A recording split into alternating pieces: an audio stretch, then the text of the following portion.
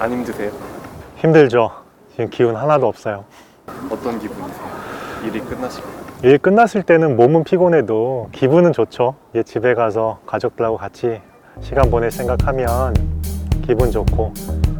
한 번만 하나 둘 셋.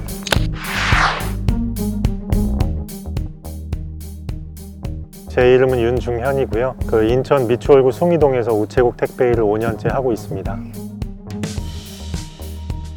새벽 5시 반부터 업무 시작 시간입니다. 그러다 보니까 집에서 저 같은 경우는 4시 40분에 일어나서 씻고 출근을 해서 5시 반부터 일을 하게 되는데요. 5시 반부터 약 2시간에서 2시간 반 정도를 물건 분류 작업을 합니다. 물건 분류하고 상차까지 마치고 나서 컴퓨터로 간단하게 오늘 배달할 자료들을 정리하고 고객님들한테 문자 보내고, 실질적으로 배달 업무를 시작하는 건 대략 오전 9시부터 시작을 하고 물건 개수에 따라서 끝나는 시간은 차이가 있고요.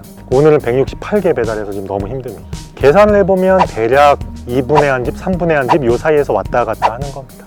순수하게 배달 업무만 하면 9시에 시작해서 4시 15분, 20분쯤에 끝났으니까 7시간 20분 정도 걸린 것 같네요.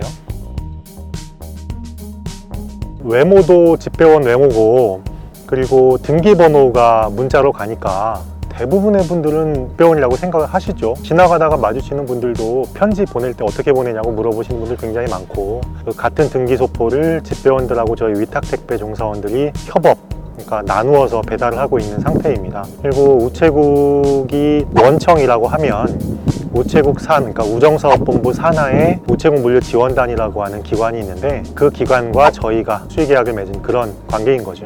그 엄밀히 말하면 원청인 우정사업본부가 하청의 재하청을 준 상태인 거죠. 우정사업본부가 갑이라고 하면 저희는 병 정도 되겠네요. 일단 정규직들하고는 비교 자체가 안 되는 게 직업 안정성이라는 측면에서 그 2년 단위의 단기 계약직으로 일을 하고 있거든요. 그러다 보니까 재계약할 때가 되면 또 여러 가지 부분에서 압박이 들어오고 그런 어려움들이 있습니다.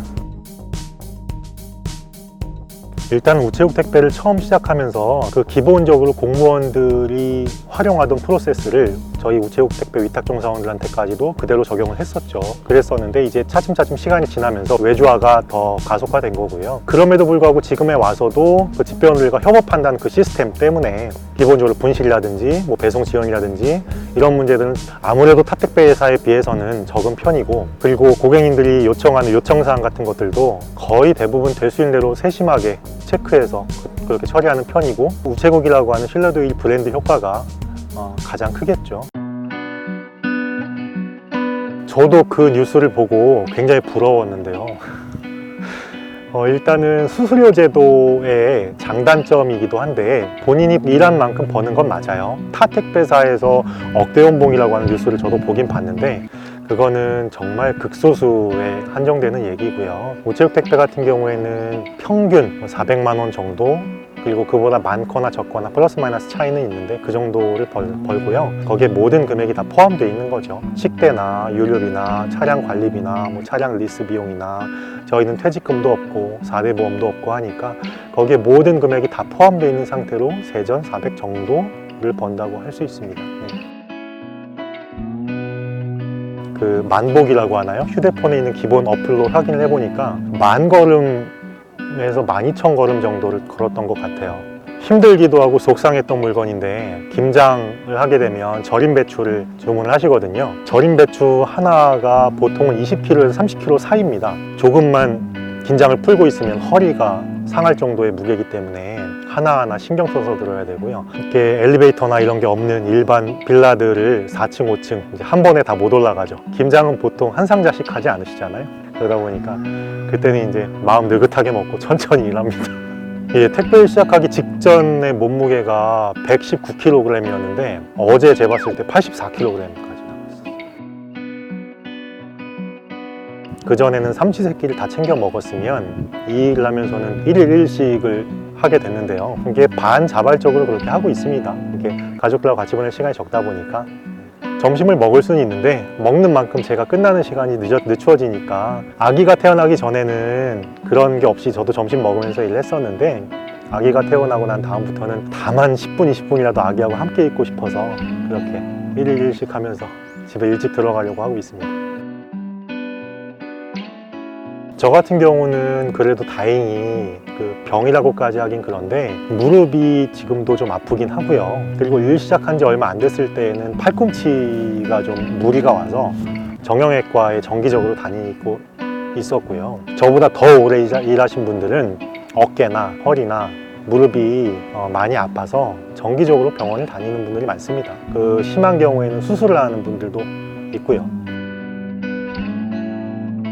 그 겨울이 되면 엘리베이터가 고장이 자주 나요. 13층쯤이었는데 엘리베이터가 고장이 나서 고객님한테 음식물이 아니고 만약에 중요한 물건이 아니면 1층에 편의점이 있으니까 편의점에 맡기면 어떻겠냐, 엘리베이터가 고장이 나서 좀 힘들다, 아니면 그게 좀 불편하시면 다음날 제가 갖다 드리면 안 되겠느냐라고 여쭤봤더니 어떤 안 좋은 일이 있으셨던지 역정을 내면서 그거 오늘 받아야 되니까 당장 갖다 달라고 그렇게 얘기하셔가지고 걸어서 올라갔던 기억이 나는데요. 그때 육체 노동에 대한 일반적인 인식이 과연 어떤가 하는 생각을 혼자서 개인적으로는 많이 하게 됐던 일화였습니다.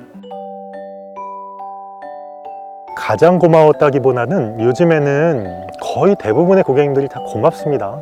왜냐하면 저희는 일을 하고 일에 대한 대가로 수수료를 받고 말 그대로 일로 하고 있는데요. 물건을 받으면 늘 감사하고 고맙다고 얘기를 해주시니까 그런 말 한마디에서 힘을 얻고 그렇게 하루하루 열심히 일하고 있습니다. 속상해하죠. 속상해하고 그래도 항상 제가 표정이 밝아서 그런지 모르겠는데 그냥 가족 분위기는 화기애애한 분위기입니다. 그리고 아기가 이제 말을 막 트기 시작하는 나이인데 가끔씩 아빠하고 전화통화를 하다가 제가 일을 하다가 중간에 택배 왔어요 라고 하면 아기가 요즘에 그 말을 배워서 아빠 택배요 이러고 있거든요. 그런 거 보면 그냥 웃죠.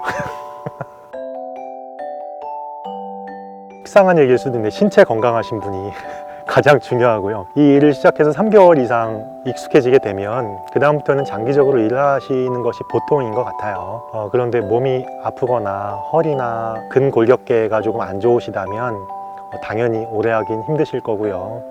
다만 일이 익숙해지고 나면 제가 말씀드렸던 것처럼 고객님들 한 분 한 분이 다 기분이 좋은 말씀을 한마디씩 해주시니까 그런 건 즐겁게 일할 수 있는 요인인 것 같습니다. 그냥 인격을 가진 인간으로 대우를 해줬으면 좋겠어요. 저희들은 위스탁 계약, 노동을 계약을 한 거지 노예 계약을 한 건 아니니까요.